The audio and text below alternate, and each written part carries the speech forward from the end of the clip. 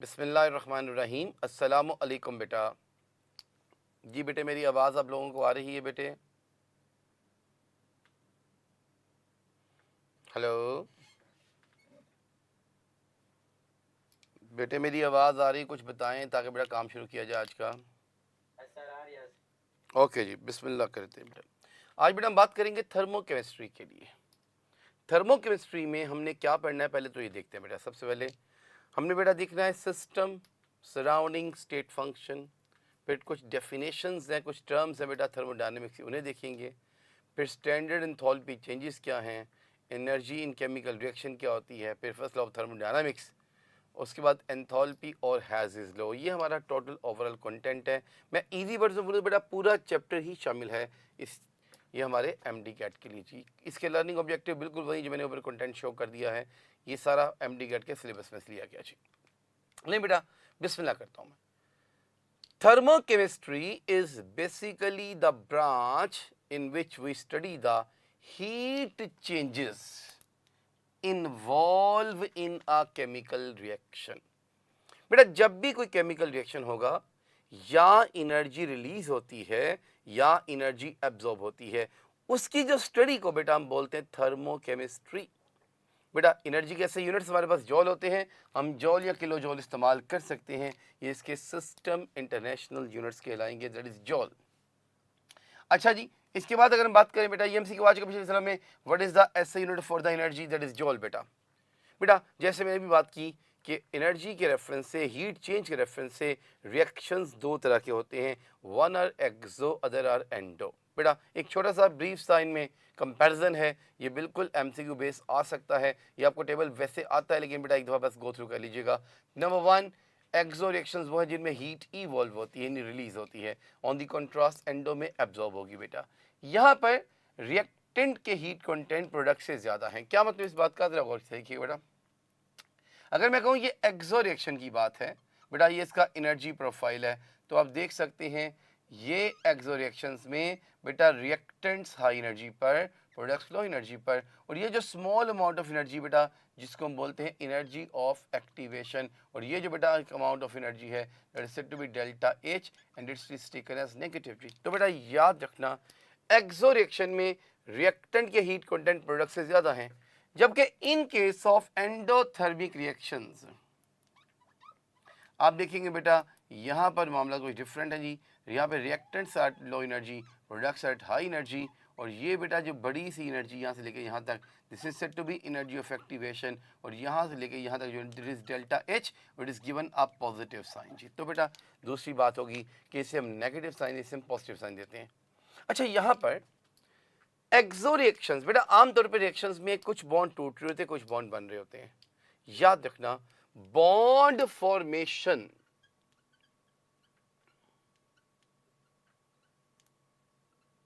Is exothermic जी, जबकि bond braking is endothermic जी। तो बेटा अब अगर एक रिएक्शन एक्सोथर्मिक है और उसमें बॉन्ड टूट भी रहे हैं, बन भी रहे हैं, तो बेटा फिर याद रखना इसमें जो बॉन्ड फॉर्मेशन एनर्जी है वो ज़्यादा होगी बॉन्ड ब्रेकिंग एनर्जी से, जबकि एंडो के केस में बॉन्ड फॉर्मेशन एनर्जी कम होगी as compare to bond breaking energy. फिर बेटा आमतौर पर इनकी एनर्जी ऑफ एक्टिवेशन लो है बेटा, देखिए, और लो एनर्जी ऑफ एक्टिवेशन, इनकी एनर्जी ऑफ एक्टिवेशन हाई होती है बेटा due to low energy of activation. ये मोस्टली स्पॉन्टेनियस होते हैं, जबकि ये मोस्टली नॉन स्पॉन्टेनियस होते हैं, और ये इनकी कुछ एग्जांपल्स हैं जी। So these are some points of differences between exo and endothermic reactions. ये पॉइंट्स आपको सारे याद फरमाने जी। ले जी बात करूंगा नेक्स्ट, स्पॉन्टेनियस रिएक्शंस क्या है बेटा। वो रिएक्शंस जो अपने आप हों, विदाउट एनी हेल्प और असिस्टेंस बेटा, that happen on their on without any outside assistance, बेटा उन्हें बोलते हैं स्पॉन्टेनियस। बेटा हमेशा नॉन इक्विलिब्रियम से इक्विलिब्रियम स्टेट पर जाते हैं। और बेटा याद रखना इसमें ज़्यादातर बेटा एनर्जी डिक्रीज होती है इन प्रोसेसेस में बेटा, क्योंकि हमने अभी बात की है mostly these are exothermic in nature. बेटा जब एक्सो होंगे तो ऑब्वियस बात है एनर्जी रिलीज होगी, एनर्जी डिक्रीज हो जाती है बेटा। बेटा इनके बारे में 3 बातें याद रखिएगा, ये यूनिडायरेक्शनल हैं, इरिवर्सिबल हैं, रियल यानी नेचुरल होते हैं, और बेटा मोस्टली एक्सोथर्मिक इन नेचर कहलाते हैं। तो इनकी कुछ प्रॉपर्टीज बेटा फिर देख लीजिएगा, the spontaneous reactions are unidirectional, irreversible, real और नेचुरल प्रोसेसेस, और बेटा मोस्टली एक्सोथर्मिक होंगे।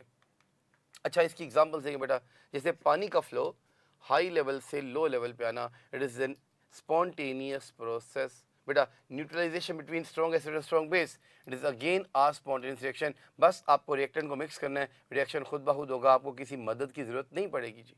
फिर बेटा जैसे देखिए, अगर मेरे पास कॉपर सल्फेट का ब्लू सोल्यूशन है बेटा, मैं उसमें जिंक बेटा डालता हूँ मेटल, तो फौरी तौर पर ब्लू सोल्यूशन बेटा इसका ब्लू कलर डिसअपीयर हो जाएगा। क्यों बेटा? जिंक कॉपर को डिस्प्लेस करके जिंक सल्फेट बनाएगा, साथ कॉपर बनेगा जी। फिर बेटा transfer from hotter to colder body और रस्टिंग ऑफ आयरन, ये चंद एक एग्जाम्पल्स हैं बेटा, बुक से लिए सारी examples for the spontaneous reaction.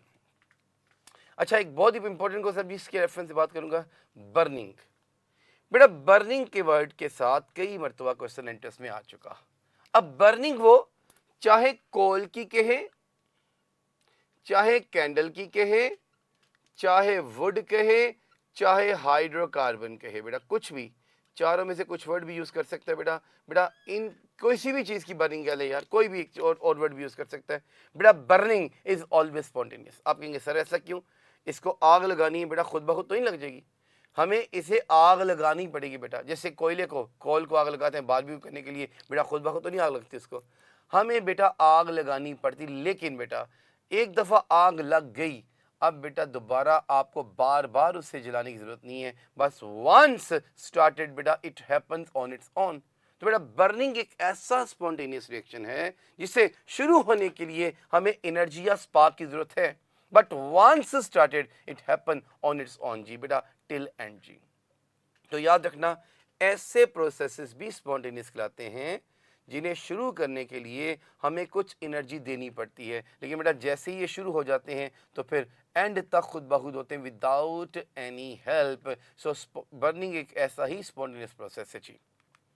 बेटा आइए नॉन स्पॉन्टेनियस रिएक्शन क्या होते हैं? बेटा वो रिएक्शन जो खुद ब खुद ना हो, भले इन्हें हमेशा एक्सटर्नल असिस्टेंस की जरूरत पड़ी, मदद की जरूरत पड़ती है बेटा, उन्हें बोलते हैं नॉन स्पॉन्टेनियस रिएक्शन। आम मिसाल देखिए बेटा, अगर आपके घर चौथे मंजिल पे, 4 मंजिल का घर है बेटा, 3 स्टोरीज है, 2 स्टोरीज है, 4 स्टोरीज है बेटा, अब चौथी स्टोरी पे बेटा पानी लेके जाने के लिए बेटा खुद तो नहीं लेके जाएंगे उठा के आप, बेटा खुद बहुत पानी जाएगा भी नहीं, आप बेटा मोटर लगाओगे, पंप लगाओगे, पानी जाना शुरू कर देगा। अच्छा एक बात सुनिए, अगर बेटा पानी जाना शुरू हो गया, अब हम मोटर बंद कर दें, क्या पानी जाता रहेगा? आप कहेंगे सर कत्तन नहीं, जैसे ही पंप या मोटर बंद करेंगे पानी जाना भी बंद हो जाएगा ऊपर। क्यों बेटा? इसको मसलसल एनर्जी की जरूरत है, मसलसल हेल्प की जरूरत है बेटा। जब तक आप मसलसल हेल्प नहीं करेंगे ये प्रोसेस नहीं हो पाता। So it needs external assistance all the time to take place बेटा, इसको हमेशा एक्सटर्नल असिस्टेंस की जरूरत पड़ती रहती है जी बेटा। इसके लिए याद रखना, ये आमतौर पर रिवर्सिबल होते हैं और मोस्टली एंडोथर्मिक होते हैं। और ये बात बड़ी इंपॉर्टेंट बेटा जी, पिछले साल में इंटरेस्ट में आ चुकी। कहता है reversible reactions they constitute a limiting case between spontaneous and non spontaneous processes. मतलब ये बेटा कि अगर रिएक्शन रिवर्सिबल है तो ये बेटा मोस्टली नॉन स्पॉन्टेनियस होता है, और अगर इरिवर्सिबल है तो बेटा वो हमेशा स्पॉन्टेनियस माना जाता है। इसकी एग्जांपल है बेटा, जैसे पंपिंग वाटर अपहिल जी, diffusion of gases from low to high pressure, खुद नहीं होगा, हमें करवाना पड़ेगा बेटा। Flow of heat from cold to hot body बेटा, और फॉर्मेशन ऑफ नाइट्रिक ऑक्साइड, ये सारी की सारी एग्जांपल्स है बेटा जी नॉन स्पॉन्टेनियस प्रोसेसेस के लिए जी। ले जी, यहां तक कुछ बात हमने की बेटा। अब कोई रिएक्शन स्पॉन्टेनियस है या नहीं है, क्या एक्सो और एंडो काफी इस मकसद के लिए? तो बेटा याद रखना, डेल्टा एच वैल्यू अकेली हमें नहीं बता सकती कि कोई रिएक्शन स्पॉन्टेनियस है या नहीं। कहता फिर क्या करेंगे? कहता ये प्रेडिक्ट करने के लिए कि कोई रिएक्शन स्पॉन्टेनियस है या नहीं, हमें उसकी फ्री एनर्जी चेंज का इल्म होना चाहिए बेटा। ये क्या होती है हमने नहीं पढ़ना, ये हमारी बुक से स्कोप इसका बारे में बस नाम दिया है तो हमें नाम याद होना चाहिए। इसको डेल्टा जी से ज़ाहिर करते हैं बेटा। किसी भी रिएक्शन के बारे में ये जानना हो कि वेदर इट इज स्पॉन्टेनियस और not, we study its delta G, that is free energy change. बेटा वो रिएक्शंस जिनकी डेल्टा जी पॉजिटिव होती है वो नॉन स्पॉन्टेनियस होते हैं, और जिनकी डेल्टा जी नेगेटिव होती है बेटा वो स्पॉन्टेनियस होते हैं। तो ये छोटी सी इन्फॉर्मेशन थी जो कि बेटा आपने याद करनी है। ये फ्री एनर्जी क्या है इसको पढ़ने की ज़रूरत नहीं है, हमारे सिलेबस में नहीं, बस नाम दिया गया बुक में तो नाम मैंने आपको बता दिया जी। ले जी, अब कुछ छोटी छोटी टर्मिनोलॉजीज हैं जिन्हें हम डिस्कस करेंगे। System, surrounding and state function. बेटा बेटा system, anything that is under consideration या under test, under study, under discussion, कोई वर्ड यूज कर ले, बस simple, anything under consideration is said to be a system. बेटा सिस्टम के अलावा पूरी की पूरी यूनिवर्स सराउंडिंग कहलाती है। जैसे सपोज करें बेटा मैं इस मार्कर को स्टडी कर रहा हूं, तो this marker is a system for me, my hand, my self, you all, the whole universe will be surrounding for this marker. बेटा सो सिस्टम क्या हुआ, anything under consideration is said to be system. और बेटा surrounding क्या हुई, apart from system the whole universe is the surrounding for that system. और बेटा वो इमेजिनरी या रियल सरफेस या प्लेन जो सिस्टम को सराउंडिंग से सेपरेट करता है उसे हम बोलते हैं बाउंड्री ऑफ आ सिस्टम जी। एग्जांपल देते हैं बेटा, जैसे कहता है एक पानी है, एक पानी का कप है जो टेबल पे पड़ा हुआ बेटा। अब ये जो कप है ना बेटा, जो कप ऑफ वाटर है, दिस इज अ सिस्टम, जबकि table, air etcetera all are surrounding for it जी। फिर जैसे बेटा हमारी बुक की एग्जांपल एक दूसरी है, कहता अगर एक मोल ऑक्सीजन गैस कन्फाइंड है बेटा एक सिलेंडर में फिटेड विद अ पिस्टन, तो बेटा याद रखना तो जो इसके अंदर गैस है दिस इज अ सिस्टम, बाकी सिलेंडर, पिस्टन, हर चीज़ बेटा उसकी सराउंडिंग रहेगी। बेटा जैसे आप रिएक्शन करते हो जिंक और कॉपर सल्फेट में, तो वो जो रिएक्शन मिक्सचर है वो आपके लिए सिस्टम है, बाकी फ्लास्क है, एयर है, everything will be surrounding for that system. तो ये बेटा बिल्कुल छोटी छोटी बातें थी, system, surrounding and boundary of a system जी। ले बेटा बात करूंगा स्टेट एंड स्टेट फंक्शन को लेके। स्टेट क्या बेटा, state is basically the description of a system बेटा बिफोर और आफ्टर चेंज, या सिंपल इसको हम कंडीशन ऑफ सिस्टम बोल सकते हैं। बेटा याद रखना स्टेट दो तरह की होती है, one is called as the initial state and the other is said to be final state जी। बेटा इनिशियल स्टेट क्या है, दैट इज बिफोर चेंज, और फाइनल स्टेट क्या है, दैट इज आफ्टर चेंज। बेटा सो किसी भी सिस्टम की description before and after change is said to be state of a system. बेटा अगर बिफोर चेंज है तो इसे हम इनिशियल स्टेट बोलेंगे, बेटा अगर आफ्टर चेंज है it is said to be final state. The second is state function. बेटा स्टेट फंक्शन एक मैक्रोस्कोपिक प्रॉपर्टी सिस्टम की बेटा, जो कि हमेशा it has some definite values of initial and final state सी। और दूसरी बात बेटा, it does not depend upon the path to bring about a change. ये बेटा पाथ पे डिपेंड नहीं करती। मैं मिसाल लेता हूं यार, सपोज करें मेरे पास एक गैस है बेटा, एक सिलेंडर में गैस है, उसके ऊपर बेटा पिस्टन है, इसका volume let us consider V1 है। मैं सपोज करता हूं बेटा 50 cm³ है जी। बेटा मैं इसमें कुछ चेंज लाता हूं, चेंज लाने के बाद बेटा इसका वॉल्यूम चेंज हुआ और मेरे पास बेटा जी V2 वॉल्यूम आया जी 80 cm³। तो बेटा I can simply find out the delta V, that is V2 minus V1, और आप जानते बेटा V2 है 80, V1 है 50, आंसर आ गया 30 cm³। अब आप एक बात देखें बेटा, मैं ये कहना चाहता हूं कि डेल्टा V हम आसानी से फाइंड कर लेंगे अगर हमें V1 और V2 यानी इनिशियल और फाइनल स्टेट्स की वैल्यूज पता है। क्या बेटा मुझे कुछ और बताने की जरूरत है आपको इसके लिए, कोई और इन्फॉर्मेशन देने की जरूरत है बेटे बताइए। अगर मैं आपको डेल्टा V फाइंड करना है, V1 और V2 बता दूं, तो क्या किसी और चीज की जरूरत है बताने की? नहीं, बिल्कुल नहीं बेटा। अब देखिए ये काम दो तरीकों से हुआ। हमने पढ़ा बॉयल्स लॉ में 3rd चैप्टर में कि volume is inversely proportional to pressure, और दूसरा पढ़ा था volume is relative to temperature बेटा चार्ल्स लॉ के मुताबिक। बेटा अब ये चेंज या तो प्रेशर कम होने से भी हुई है या टेम्परेचर बढ़ाने पे हुई है बेटा। लेकिन मुझे ये आपको बताने की कतई जरूरत नहीं कि ये चेंज कैसे हुई है। बस मैं अगर आपको V1 और V2 बता दूं तो बेटा आप मुझे डेल्टा V की वैल्यू बता देंगे। इसका मतलब ये हुआ कि delta V is a state function because it only depends upon the initial and final value of state of system. It does not depend upon the path, the way to bring about that change. बेटे आमतौर पर state functions के लिए हम capital letters use करते हैं जी, जैसे pressure है, टेम्परेचर, वॉल्यूम, ये सारे के सारे स्टेट फंक्शंस हैं। ये जी कुछ छोटी छोटी टर्मिनोलॉजीज थी जो हमने वाइंड अप की हैं। आइए इसको लेकर के कुछ एमसीक्यूज करते हैं, फिर नेक्स्ट पोर्शन मूव करते हैं जी। ये जी 2012 एमडी कैट में क्वेश्चन आया था, जी delta H will be given a negative sign in, जी क्या ख्याल है? जी बेटा एक्सोथर्मिक रिएक्शंस के लिए एंथैल्पी चेंज के लिए नेगेटिव साइन यूज किया जाता है बेटा। डिसोसिएशन, डिकम्पोजिशन दोनों एंडो ही होते हैं और एंडो के लिए पॉजिटिव साइन यूज होगा जी।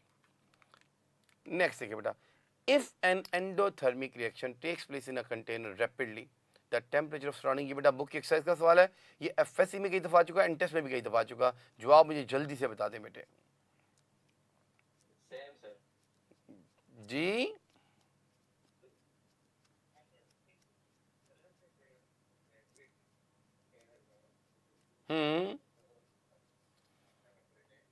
जी सेम आंसर नहीं है जिसका, क्या जवाब है बताइए जल्दी से। जी चार्ली आंसर होगा बेटा। देखिए ना, एंडोथर्मिक रिएक्शंस वो हैं जिनमें सराउंडिंग से एनर्जी एब्जॉर्ब होती है बेटा। जब एनर्जी एब्जॉर्ब होगी तो ऑब्वियस बात है बेटा, it decreases the temperature of the surrounding जी, ठंडक पैदा कर देगा। जैसे एवेपोरेशन इज एंडोथर्मिक बेटा, जहां एवेपोरेशन वहां कूलिंग कॉज करता है। तो बेटा चार्ली इज द आंसर, शाबाश जी। 2018 एमडी कैट में क्वेश्चन आता बेटा, reaction of water with quicklime result in the rise in temperature of a system. Using the concentration change indicate the nature of the reaction G. Exothermic बेटा, rise in temperature हुआ। Yes बेटा, rise in temperature हमेशा एक्सो में होगा क्योंकि जब heat release होगी तो कंटेनर हीट अप हो जाता है। शाबाश, delta is the answer, very good जी। नेक्स्ट एक बेटा 2010 एमडी गेट में सवाल आया था, आ स्पॉन्टेनियस प्रोसेस इज, जी क्या ख्याल है?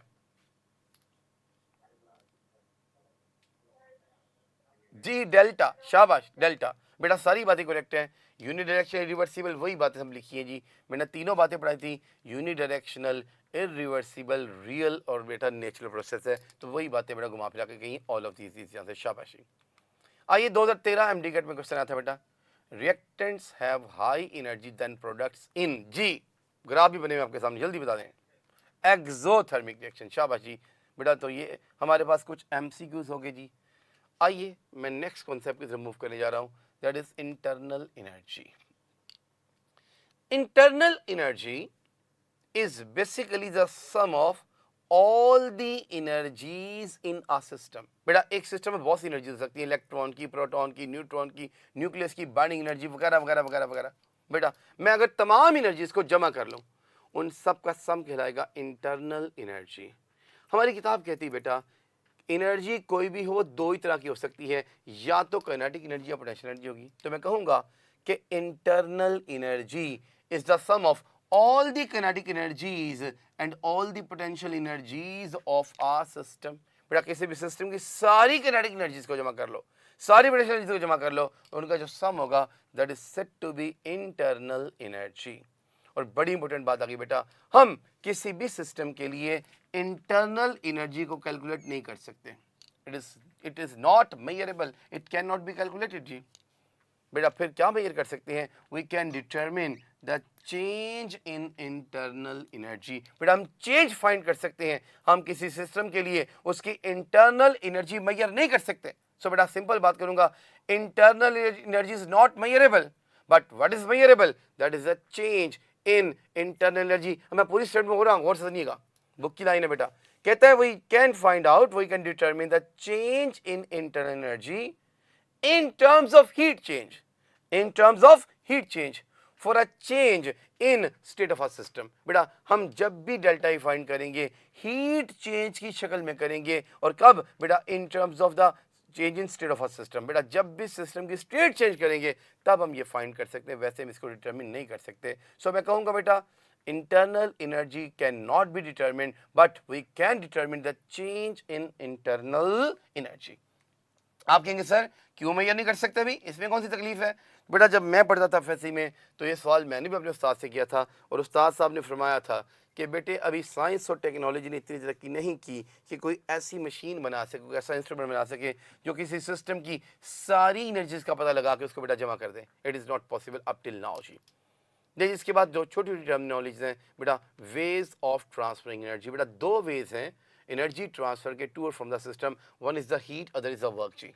बेटा याद रखना हीट और वर्क दोनों सिस्टम की प्रॉपर्टी नहीं है बेटा. और ये सवाल बहुत दफा बोर्ड में इंटरेस्ट में आ चुका कि which is not a state function. हमेशा यही सवाल आया यार बेटा, या तो हीट जवाब होगा या वर्क होगा. बेटा heat and work both are not state functions. Why? Because they are not the property of a system. बल्कि ये क्या है? These are the ways of transferring energy to or from the system. जब भी बेटा system से energy transfer होनी है सिस्टम से सराउंडिंग में या सराउंडिंग से सिस्टम में, तो दो ही तरीकों से होगी, या हीट से या वर्क से बेटा.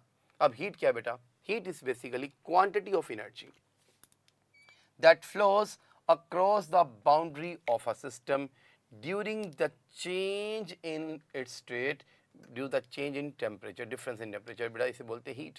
इसे हम स्मॉल q से रिप्रेजेंट करते हैं बेटा. ये तो होगी डेफिनेशन. अब q के बारे में दो तीन बातें जो हमें लाजम करनी है जी बेटा. नंबर वन, कहते हैं ये एक प्रॉपर्टी नहीं है सिस्टम की. अगर प्रॉपर्टी नहीं है तो ये स्टेट फंक्शन भी नहीं हो सकता बेटा. फिर तीसरी बात, इसकी वैल्यू हम पॉजिटिव लेते हैं, हम इसको पॉजिटिव साइन देंगे बेटा. किसके लिए? एंडोथर्मिक रिएक्शंस के लिए. कब? जब सिस्टम एनर्जी एब्जॉर्ब करेगा, हीट एब्जॉर्ब करेगा. और बेटा इसको नेगेटिव साइन देंगे जब सिस्टम हीट रिलीज करेगा, यानी एक्सोथर्मिक रिएक्शंस के लिए जी. तो ये कुछ बातें बेटा हीट की होगी. आइए the next is the work बेटा. अब वर्क क्या चीज़ है सुनिए बेटा. वर्क बेटा फिजिक्स में पढ़ा आपने. Work is defined as the force into displacement या डिस्टेंस बेटा. लेकिन हमारी बुक कहती है केमिस्ट्री में ऐसा कोई काम नहीं है बेटा. केमिस्ट्री में जिस वर्क से हमें पाला पड़ता है that is the pressure volume work बेटा. In chemistry the work is equal to P delta V. हमेशा बेटा हम थर्मोकेमिस्ट्री की बात जब करेंगे तो वर्क डन हमेशा प्रेशर वॉल्यूम वर्क को कहलाते हैं बेटा. ये भी स्टेट फंक्शन नहीं है बेटा. इसके सिस्टम से यूनिट जॉल होते हैं जी. और बेटा यहाँ पे दो बड़ी बातें इंपॉर्टेंट जो आपको याद करवानी इंटरेस्ट में आ चुकी बेटा. Work done by the system is negative and on the system is positive. Physics में अगर तुम ये कॉन्सेप्ट लो बेटा, उसमें हम उलट पढ़ते हैं बेटा. हम कहते हैं फिजिक्स में bye the system positive, on the system negative. लेकिन बेटा प्लीज पेपर में ख्याल करना है, केमिस्ट्री में केमिस्ट्री की बात करें, फिजिक्स में फिजिक्स की बात करें. एक साल एमडी गेट का ऐसा बिल्कुल आया बेटा जिसमें ये सवाल फिजिक्स में भी दे दिया, केमिस्ट्री पोर्शन में भी दे दिया बेटा. तो गलती नहीं फरमानी. अगर केमिस्ट्री में आए तो याद रखना by the system is negative and on the system is positive जी. तो ये बेटा जी कुछ बात होगी work by done by the system और ऑन द सिस्टम जी. आइए बेटा नेक्स्ट बात करूंगा फर्स्ट लॉ ऑफ थर्मोडायनामिक्स के लिए बेटा. सिंपल डेफिनेशन याद करनी है और इक्वेशन, कोई डेरिवेशन नहीं आनी, कोई डिटेल्स याद करने की जरूरत नहीं है. बस आपको दो चार बातें इसमें याद करनी बेटा. बेटा डेफिनेशन तुम्हें आती है. Energy can neither be created not destroyed, rather transform from one form to another. बेटा यूं कह लें चेंज हो जाती है बेटा, यानी energy of a system remains conserved बेटा. इसकी equation delta E is equal to Q plus W, या हम बेटा delta Q plus P delta V भी कर सकते हैं. क्यों? हमने देखा work is P delta V. अच्छा फिर कभी कभी इक्वेशन यूं भी लिखी जा सकती है delta E is equal to Q minus P delta V. बेटा तीनों इक्वेशंस हैं फर्स्ट लॉ ऑफ थर्मोडायनामिक्स के लिए बेटा. प्लीज ये जो इक्वेशन है Q plus P delta we, ये शो करती है the work done on the system. Q minus P delta we ये शो करती है the work done by the system. बस इतनी सी बात है. आपको बेटा चार इक्वेशन देगा, पूछेगा कौन सी equation first law of thermodynamics की है, या कौन सी इक्वेशन ये शो करती है work done by the system, कौन सी इक्वेशन शो करती है work done on the system. बेटा आपको बस इतनी सी इंफॉर्मेशन यहाँ से याद फरमानी है. उसके बाद इसकी दो एप्लीकेशन जनाब जो कि एफएससी में लॉन्ग और शॉर्ट दोनों के तौर पे आ चुकी. लेकिन बेटा अब तो लॉन्ग शॉर्ट नहीं आना, अब सिर्फ वाला आपको दो इक्वेशंस याद करनी है. पहली delta E is equal to Q V, दूसरी डेल्टा ए क्यू पी. बेटा कहते हैं जब भी हम हीट एक्सचेंज की बात करेंगे between system and surrounding at constant volume. तो बेटा it is always equal to the change in internal energy. मैं इजी करता हूं जी. The heat supplied at constant volume is equal to change in internal energy. जब भी आप heat exchange की बात करेंगे कांस्टेंट वॉल्यूम पर, बेटा ये हमेशा इंटरनल एनर्जी होती है. और जब भी बेटा बात करेंगे आप कांस्टेंट प्रेशर पर, तो ये बेटा जी एंथैल्पी चेंज होती है. So enthalpy change is the heat exchange at constant pressure. और इंटरनल एनर्जी क्या बेटा? It is the heat exchange at constant volume. तो ये बेटा दोनों बातें याद रखनी है. जब भी कांस्टेंट वॉल्यूम की बात की जाएगी बेटा it is equal to internal energy change, और जब भी कांस्टेंट प्रेशर पर बात की जाएगी it is equal to the enthalpy change. ये दो इसकी एप्लीकेशन थी. फिर इसके बाद बेटा डेल्टा एच और डेल्टा ई का भी इक्वल होते हैं. बेटा प्लीज एक बात याद रखना, delta H is equal to delta E plus P delta V. बेटा दिस इज फॉर गैसेस. पूछ सकता है पेपर में, आपको एमसीक्यू आ चुका बेटा कि डेल्टा एच इक्वल किसके इक्वल होगा? For gases. बेटा गैसेस के लिए delta H is equal delta E plus P delta we. इसकी डेरिवेशन आपके सिलेबस में है. कहाँ से आई थी? बिल्कुल तुम्हें याद होगा, H is equal to E plus P V से. मुझे डेरिवेशन नहीं करवाना, बस मुझे याद करवाना है आपको इस इक्वेशन को. बेटा गैसेस के लिए the enthalpy change is equal to the sum of the internal energy and the product of pressure and change in volume. बेटा ये गैसेस के लिए है. हमारी किताब कहती है यार लिक्विड और सॉलिड के केस में जब भी आप स्टेट चेंज करते हो बेटा उसमें कोई सिग्निफिकेंट वॉल्यूम चेंज नहीं होता. There is no significant volume change.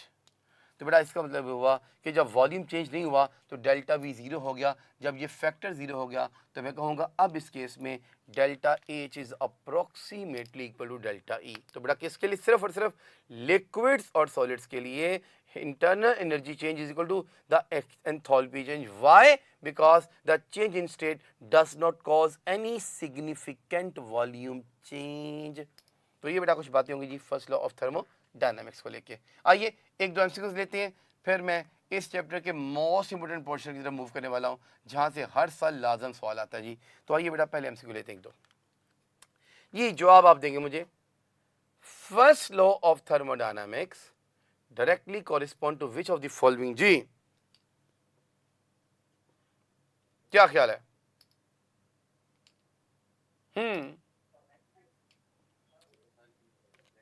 अभी पढ़ाया मैंने आपको. Delta E is equal to Q plus W. जी फिर किसके साथ रिलेट करती है? Internal energy. बेटा नजर आ रहा है डेल्टा ई यार, it correspond to internal energy जी. डेल्टा ऑप्शन जी. नेक्स्ट देखिए बेटा, which of the following is not true about the enthalpy of system. जी अभी पढ़ाया मैंने थोड़ी देर पहले आपको. दो इक्वेशन पढ़ाई हैं अगर तुम्हें याद हो. हमने पढ़ा था delta H is equal to Q P, delta E is equal to Q V. अब जल्दी से मैं जवाब बता दें इनमें से कौन सी चीज कॉरिस्पॉन्ड नहीं करती, कौन सी ट्रू नहीं. जी पढ़ते हैं options. A quantity of heat supplied at constant volume is enthalpy of system. जी कांस्टेंट वॉल्यूम पर एंथैल्पी ऑफ सिस्टम है. क्या ये बात करेक्ट है?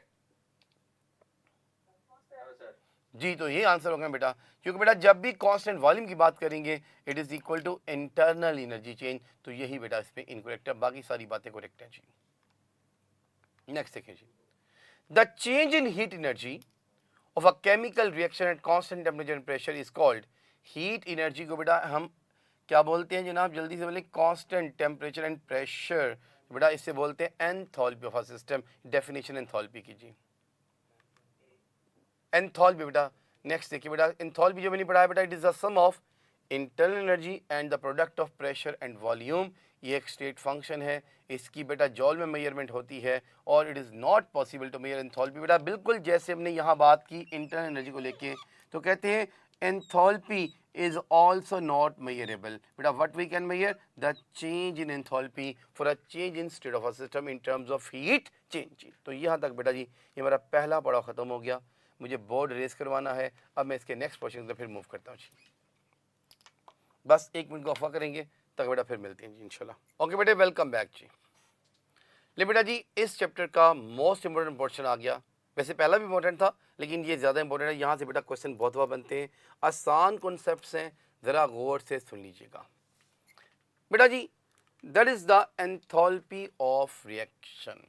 बड़ी आसान डेफिनेशन यार तुम्हें आती है, सिर्फ एक दो सुन लो बेटा। जब भी केमिकल रिएक्शन होना है, एनर्जी रिलीज होनी है या एब्जॉर्ब होनी है बेटा, वो जो अमाउंट ऑफ हीट एब्जॉर्ब हो रही है या रिलीज हो रही बेटा, उसको बोलते हैं एंथैल्पी ऑफ रिएक्शन। फिर सुन लीजिएगा, enthalpy of reaction is the amount of heat released or absorbed in a reaction। यार बेटा प्लीज इसे हम जाहिर करते हैं डेल्टा एच आर से।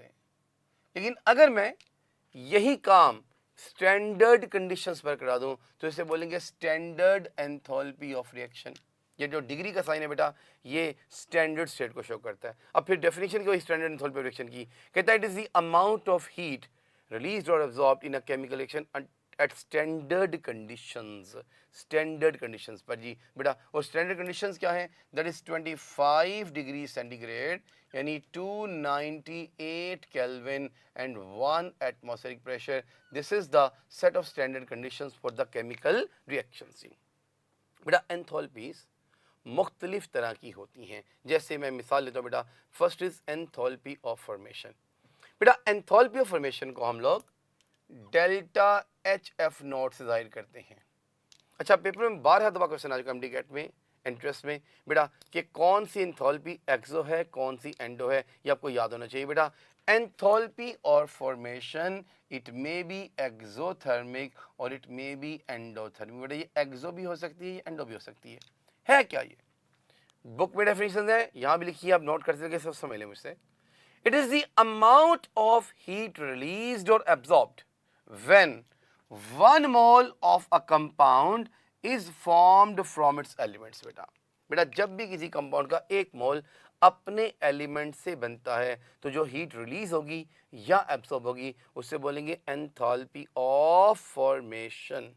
फॉर इंस्टेंस यार मैं आपके लिए चांदी की क्वेश्चन देखता हूँ, लाइक इफ आई से I have Na plus Cl2 produces 2NaCl।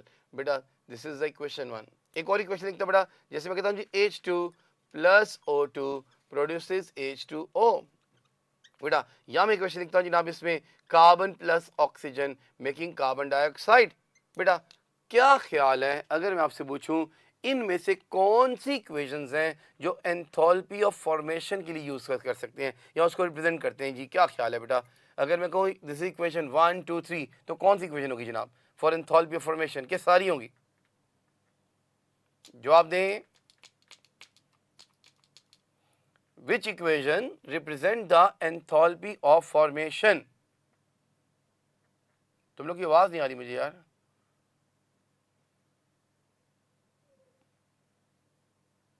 मेरी आवाज आ रही है तुम लोगों को?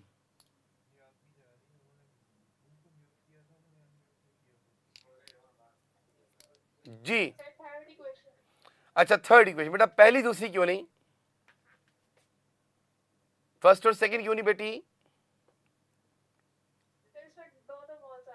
वेल डन बेटा, बिल्कुल ठीक आपने कि सर थर्ड इक्वेशन होगी, पहली और दूसरी नहीं होगी। क्यों बेटा? इसके लिए शर्त यह है कि जो प्रोडक्ट बने वो जस्ट 1 मोल होना चाहिए। तो यस आपने कहा बेटा ये फॉर्मेशन नहीं है, ये भी नहीं, यस केस इज फॉर्मेशन।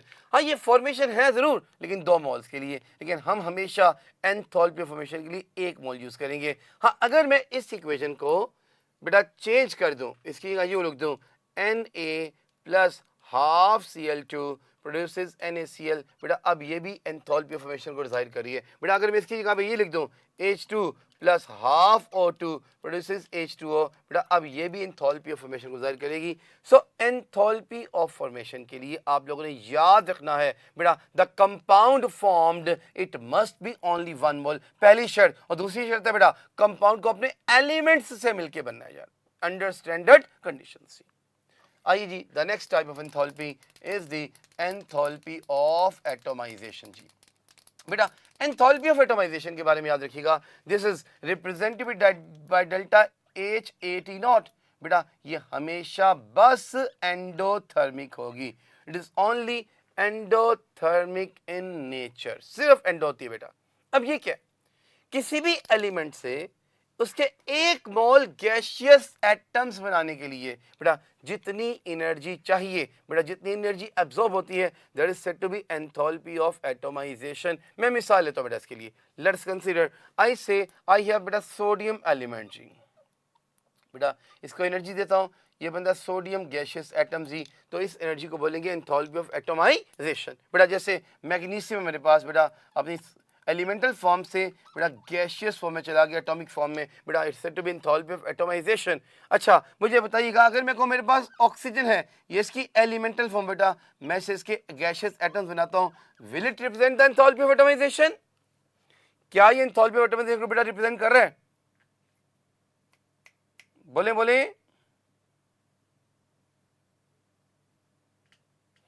बोले क्या ये एंथैल्पी ऑफ एटोमाइजेशन को रिप्रेजेंट करता है? तुम लोग चुप क्यों हो गए हो जी? करते हैं?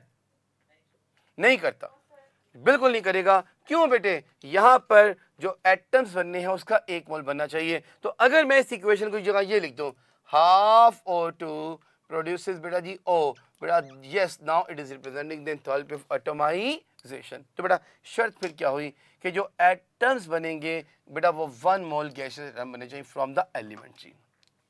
थर्ड टाइप बेटा न्यूट्रलाइजेशन। बेटे neutralization delta H and naught, it is always exothermic in nature. बेटा ये क्या है? बेटा ये हीट रिलीज्ड है when 1 mole of hydrogen ions from acid and 1 mole OH negative ions from base react to form 1 mole of water।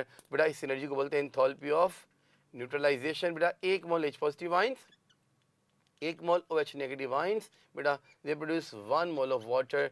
जो energy release से बोलते हैं एंथैल्पी ऑफ न्यूट्रलाइजेशन। और इसकी वैल्यू आई थिंक सो 54.7 के 57.4 है। कितनी होती है? 57.4 किलो जॉल पर मोल। बेटा ये कांस्टेंट वैल्यू है। एक बात याद रखना बेटे, जब भी स्ट्रॉन्ग एसिड और स्ट्रॉन्ग बेस न्यूट्रलाइज होंगे तो एनर्जी इतनी ही रिलीज होनी है। लेकिन बेटा अगर आप एसिड वीक कर लो या बेस वीक या दोनों वीक करोगे तो energy will be less than 57.4। क्यों? क्योंकि some energy is utilized in the ionization of that weak acid और बेस जी। ये होगी enthalpy of neutralization. The next is enthalpy of combustion. बेटा enthalpy of combustion is always exothermic in nature. ये भी हमेशा एक्सो होती है बेटा। ये क्या है? किसी भी सब्सटेंस का 1 मोल, किसी भी सब्सटेंस का 1 मोल, मैंने बेटा सब्सटेंस बोला, एलिमेंट नहीं कंपाउंड नहीं बोला। सब्सटेंस में एलिमेंट भी आ जाएगा, कंपाउंड भी आ जाएगा। बेटा किसी भी सब्सटेंस का 1 मोल जब बेटा हम बर्न करते हैं in excess of oxygen completely, तो जो एनर्जी रिलीज हो उसे बोलते हैं एंथैल्पी ऑफ कंबस्शन। बेटा जैसे मैं ये एग्जांपल लेता हूं, मैंने कार्बन का 1 मोल बर्न कर दिया तो this is representing the enthalpy of combustion. बेटा जैसे मैंने हाइड्रोजन का 1 मोल बर्न कर दिया, this is enthalpy of combustion.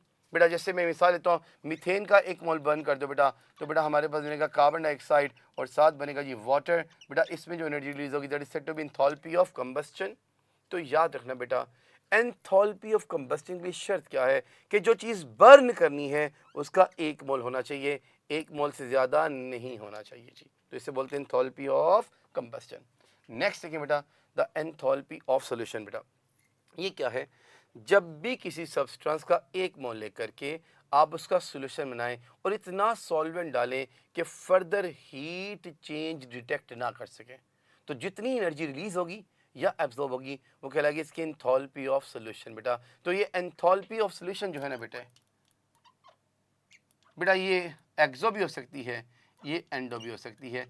Book में 2 एग्जांपल्स हैं, अगर मैं कोट करूं बेटा अमोनियम क्लोराइड के लिए इसने वैल्यू दी है बेटा that is the +16.2 kilo joule per mole, और सोडियम कार्बोनेट की वैल्यू दी बेटा उसने हमारे पास -25 किलो जूल पर मोल। बेटा दोनों ही एग्जांपल है, दोनों याद कीजिएगा। सो बेटा enthalpy of solution may be exothermic may be endothermic in nature.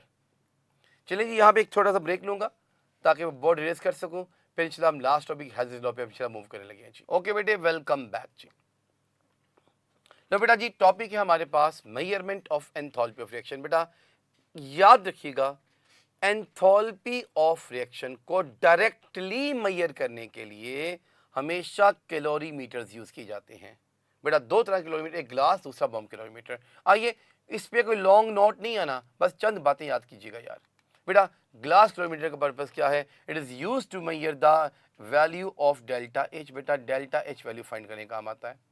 बेटा फॉर्मूला याद करेंगे, Q is equal to M S delta T. M is the mass of reactants, S is the specific heat of water, इसकी value 4.18 है, याद कीजिएगा, और delta T is the change in temperature. बेटे अगर मैं M और S को इकट्ठा कर दूं, बेटा M और S को, तो ये बनेगा C, the C is said to be heat capacity. बेटा तो याद रखना बेटा, ये हीट कैपेसिटी क्या है? It is a product of mass and specific heat of water, this is said to be heat capacity of the whole system. जी बस इतनी सी बात याद करेंगे। न्यूमेरिकल आ सकता है, M की वैल्यू देगा, S देगा, डेल्टा, बस आपको सिंपल मल्टीप्लाई करना, कोई मुश्किल काम नहीं है। जी बेटा सेकंड चलेंगे बॉम्ब कैलोरीमीटर पर। बॉम्ब कैलोरीमीटर बेटा इसका पर्पस क्या है? ये पर्टिकुलरली इस्तेमाल किया था to determine the enthalpy of combustion for different substances. बेटा एक सिंपल सा, ये आपके सामने डायग्राम भी है। बेटा एक सिंपल ऑब्लॉन्ग स्टील वेसल है जनाब, यूं करके देख लीजिएगा बेटा, जिसमें हमारे पास हमने इनेमल किया हुआ है इनसाइड और आउटसाइड, ताकि इस पर जंग ना लग जाए। फिर बेटा अंदर एक प्लैटिनम की क्रूसिबल है, जिस भी चीज़ को हमने बर्न करना है उसका सैंपल यहाँ लोड करेंगे। ये कॉइल से अटैच्ड है बेटा, और ये आगे बेटा अटैच्ड है वायर के साथ, लाइक दिस वन, वायर से अटैच्ड है यूँ कह लें बेटा। फिर इसके ऊपर एक वाल्व लगा हुआ है, उस वाल्व से इसके अंदर बेटा हम लोग ऑक्सीजन गैस भरेंगे अबाउट 20 ATM, अबाउट 20 ATM। बेटा एग्जैक्ट नहीं है, 19, 20, 21 कुछ भी हो सकता है, अबाउट की बात की, अबाउट 20 ATM। जी फिर इसको बंद करेंगे और बेटा जी इसको इमर्स कर देंगे एक कैलोरीमीटर में, वाटर के अंदर, जिसमें एक थर्मामीटर और एक बेटा स्टर लगी हुई है। बस इतना सा काम है यार। बेटा कुछ देर के लिए इसको स्टडी छोड़ेंगे, बेटा जी टेम्परेचर T1 फाइंड करेंगे, फिर बेटा इसको बर्न करेंगे इलेक्ट्रिकली, टेम्परेचर T2 फाइंड करेंगे, डेल्टा T आएगा T2 माइनस T1, और फिर आप बेटा एक फॉर्मूला लगाएंगे बिल्कुल, Q is equal to C delta T, और बेटा C में भी पढ़ा चुका, मैस और स्पेसिफिक हीट का बेटा जी वाटर का प्रोडक्ट है। लेकिन अगर इसकी प्रॉपर डेफिनेशन देखें तो कहता है ये अमाउंट ऑफ हीट है जो रिक्वायर होती है to change the temperature of system by 1 kelvin. बेटा किसी भी सिस्टम का टेम्परेचर 1 केल्विन बढ़ाने के लिए जितनी हीट रिक्वायर्ड वो किसकी कहलाएगी? एंथैल्पी और उसकी हीट कैपेसिटी कहलाती है। बस ये इतना सा काम यहाँ पे याद करना है। आइए मैं लास्ट टॉपिक पे बात करूँगा बेटा हैज़ेस लॉ को लेके। अच्छा डेफिनेशन बाद में आता हूँ, पहले हमें हैज़ेस लॉ पढ़ना क्यों है, पहले हम ये देखेंगे। बेटा कैलोरीमीटर्स are the direct methods to measure enthalpy of reaction। Enthalpy of reaction को डायरेक्टली मेजर करने के लिए हमेशा कैलोरीमीटर यूज किया जाता है बेटा।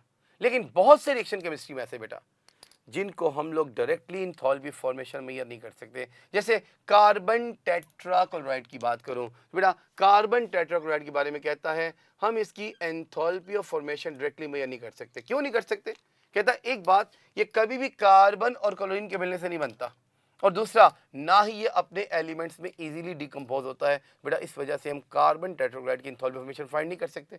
फिर बेटा और एग्जांपल लें तो एल्यूमिनियम ऑक्साइड और बोरॉन ऑक्साइड। जी बेटा एल्यूमिनियम ऑक्साइड और बोरॉन ऑक्साइड की एंथैल्पी ऑफ फॉर्मेशन को भी हम लोग बेटा जी डायरेक्टली डिटरमिन नहीं कर सकते। जी क्यों नहीं कर सकते? बेटा उसकी वजह, अगर सपोज करें मेरे पास ये एल्यूमिनियम का एक पीस पड़ा हुआ बेटा मेटल का, मैं इसकी ऑक्सीडेशन करवाता हूं बेटा। ऑक्सीडेशन करने पर इसके ऊपर एक लेयर ऑफ ऑक्साइड आ जाएगी बेटा। अब इस लेयर की 3 प्रॉपर्टीज है बेटा, एक तो ये टफ होती है, दूसरा बेटा ये नॉन पोरस होती है, और तीसरा बेटा ये इनसॉल्युबल होती है। बेटा ये 3 वजूहात की बिना पर बेटा अंदर से मेटल रिएक्ट नहीं कर पाती, लिहाजा आप एग्जैक्ट वाली फाइंड आउट नहीं कर सकते। फिर चौथी एग्जांपल देखिए बेटा, हम कार्बन मोनोऑक्साइड की फॉर्मेशन भी डायरेक्टली फाइंड नहीं कर सकते। क्यों? बेटा जब भी हम कोशिश करते हैं कार्बन मोनोऑक्साइड की फॉर्मेशन फाइंड करने के लिए थोड़ी सी अमाउंट साथ CO2 की बन जाती है, ये जो बनती है बेटा इससे हमारे पास एग्जैक्ट वैल्यू नहीं आ पाती। तो बेटा ये मैंने 4 एग्जाम्पल्स दी, carbon tetrachloride, aluminium oxide, boron oxide और कार्बन मोनोऑक्साइड, इनकी एंथैल्पी ऑफ फॉर्मेशन को डायरेक्टली मेजर नहीं किया जा सकता। ऐसे बहुत से रिएक्शंस है केमिस्ट्री में। तो कहता फिर इनकी एंथैल्पी फॉर्मेशन मेजर कैसे की जाए? बेटा उसके लिए हम यूज करते हैं हैज़ेस लॉ। तो मैं कहूंगा हैज़ेस लॉ क्या है? हैज़ेस लॉ बेसिकली इनडायरेक्ट मेजरमेंट है डेल्टा एच की बेटा। It is the indirect measurement of delta H, यानी एंथैल्पी ऑफ रिएक्शन को फाइंड करने के लिए इनडायरेक्ट वे है बेटा मेजर करने का। बेटा आप इसकी डेफिनेशन देखें तो डेफिनेशन कहता है कि अगर एक केमिकल रिएक्शन एक स्टेप में हो या एक से ज़्यादा स्टेप में हो तो जो ओवरऑल एंथैल्पी है बेटा सेम रहता है। मैं मिसाल लेता हूँ यार, कहता है एक रिएक्शन है ए गोज टू प्रोडक्ट, इसकी डेल्टा एच वैल्यू सपोज कर ले बेटा x किलो जॉल पर मोल है। अब यही रिएक्शन एक से ज़्यादा स्टेप में होता है, ए बी में गया, बी सी में गया और सी डी में, सी प्रोडक्ट में गया, बेटा इसकी डेल्टा एच वन वैल्यू आएगी, इसकी डेल्टा एच टू आएगी, इसकी डेल्टा एच थ्री आएगी। तो हेज़ल्स लॉ ये कहता है कि चाहे रिएक्शन सिंगल स्टेप में हो चाहे रिएक्शन एक से ज़्यादा स्टेप में हो, the total enthalpy change remains constant. ये तो बेटा ये भी x किलो जॉल पर मोल आएगा। तो ये हेज़ल्स लॉ की स्टेटमेंट होगी, whether a reaction takes place in single step और in several steps the total enthalpy change remains the same. लो जी एग्जांपल लेते हैं, फॉर्मेशन ऑफ सोडियम कार्बोनेट की। बेटा देखिए सोडियम कार्बोनेट की फॉर्मेशन अगर हम सिंगल स्टेप में देखें तो इसकी एंथैल्पी है जी -89.08 किलो जॉल। कहता है लेकिन ये रिएक्शन दो स्टेप में भी हो सकता है। पहला स्टेप क्या बेटा, ये रिएक्शन करेगा CO2 के साथ और सोडियम हाइड्रोकार्बोनेट देगा, इसकी वैल्यू -48.06 आएगी। फिर ये दूसरे मॉलिक्यूल से रिएक्शन करेगा और वैल्यू बेटा -41.02 आएगी। जब आप इन दोनों को ऐड कर लोगे बेटा तो आंसर विल बी 89.08 बनेगा। मतलब चाहे रिएक्शन एक स्टेप में हो या एक से ज्यादा स्टेप में हो, the total enthalpy change remains same. यही बेटा हेज़ल्स लॉ की स्टेटमेंट है। और फिर सेकेंड एग्जाम्पल बेटा एंटीटेस्ट में बारहा दफा आ चुकी, क्या फॉर्मेशन ऑफ कार्बन मोनोऑक्साइड। बेटे कहते हैं कार्बन मोनोऑक्साइड को डायरेक्टली फाइंड नहीं कर सकते फॉर्मेशन को, तो हम बेटा कैसे करेंगे, कार्बन डाइऑक्साइड की फॉर्मेशन से करेंगे। कहते हैं कार्बन डाइऑक्साइड बनाने के दो तरीके हैं बेटा। पहला डायरेक्ट तरीका carbon plus oxygen making carbon dioxide, इसकी डेल्टा एच वैल्यू है जी -393.7। कोई 3 से 4 दफा ये वैल्यू बेटा इंटर से पूछ चुका MD कैट में। कहते हैं इसका डायरेक्ट मेथड है, ये इसकी डेल्टा एच वैल्यू है बेटा। अब कहता है इसका दूसरा मेथड ये है कि हम पहले इससे CO बनाएं, जिसको बेटा हम फाइंड नहीं कर सकते, इसको हम डेल्टा H1 का नाम दिया, ये हमने फाइंड करना है। कहता है अगर CO का एक मोल है इससे CO2 बन सकता है और ये डायरेक्टली हो जाता है, इसकी वैल्यू 283 किलो जल पर मोल है।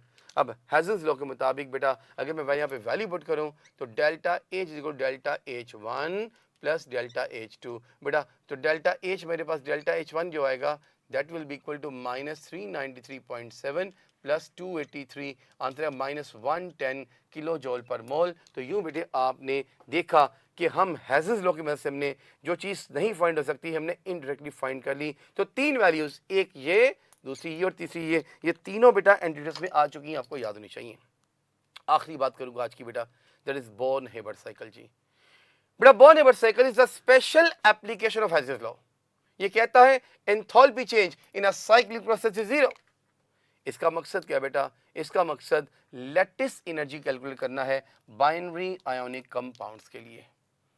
बेटा जी साइकिल नहीं पढ़ा रहा, बस छोटी सी बात करके इसको वाइंड अप करूंगा। हेज़ल्स लॉ ये कहता है कि अगर मेरे पास मैंने सोडियम क्लोराइड बनाना है, उसको बनाने के दो तरीके हैं यार। जरा देखिएगा, इसकी ट्रायंगल सिखा रहा हूं आपको मैं। इसको बनाने के दो तरीके बेटे। पहला तरीका ये है कि मेरे पास सोडियम अपनी एलिमेंटल फॉर्म में रिएक्शन करे बेटा क्लोरीन के साथ उसकी एलिमेंटल फॉर्म में और बने NaCl। बेटा इसमें जो एनर्जी रिलीज हो रही है that is said to be delta HF0। ये वैल्यू आप याद करेंगे -411 किलो जूल पर मोल। कहते हैं इसका डायरेक्ट मेथड है। अब इनडायरेक्ट तरीका ये है कि सबसे पहले सोडियम से बने सोडियम गैसियस एटम्स क्लोरीन से बने, बल्कि आयन बनाना हमने और क्लोराइड आयन बनाते हैं बेटा, और यहाँ से डायरेक्टली बने, इससे बोलेंगे डेल्टा H। लेटिस में पढ़ा चुका आपको बेटा कि लेटिस एनर्जी क्या है, अमाउंट ऑफ एनर्जी रिलीज्ड है when one mole of ionic compound is form from its gaseous ions.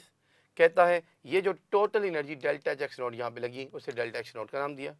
तो अकॉर्डिंग टू हेज़ल्स law delta HF0 is equal delta HX0 plus delta H lattice बेटा जी। तो ये हमारे पास इक्वेशन आ गई जिसकी वजह से हम लोग एंथैल्पी ऑफ लेटिस फाइंड कर सकते हैं। बेटा ये है हेज़ल्स लॉ का साइकिल। इसका डिटेल्ड वर्जन जो है उसे बॉर्न-हेबर्ट साइकिल बोलते हैं। बॉर्न-हेबर्ट साइकिल कहते हैं ये जो तुमने एक स्टेप में शो किए ना बेटा, एलिमेंट से उसके गैसियस आयंस बना दिए, ये असल में एक नहीं 4 स्टेप्स हैं बेटा। उसमें इसकी एटमाइजेशन से इन्वॉल्व है और आयनाइजेशन और इलेक्ट्रॉन एफिनिटी इन्वॉल्व है। ये बेटा साइकिल आपको बिल्कुल आपने FSC में किया हुआ है। साइकिल बनाने के लिए नहीं आना यार, बस आपको इसके स्टेप्स में जो वैल्यूज लिखी हैं वो जरूर याद करनी है जी। दैट्स ऑल फॉर टुडे जी। ये आज का लेक्चर हमारा वाइंड अप हो गया। किसी ने कुछ क्वेश्चन पूछना बेटा बिस्मिल्लाह पूछ सकते हैं जी। Any question you are welcome. चलो जी फिर thank you very much, take care, इंशाल्लाह फिर मिलते हैं नेक्स्ट टाइम जी। अल्लाह हाफिज़।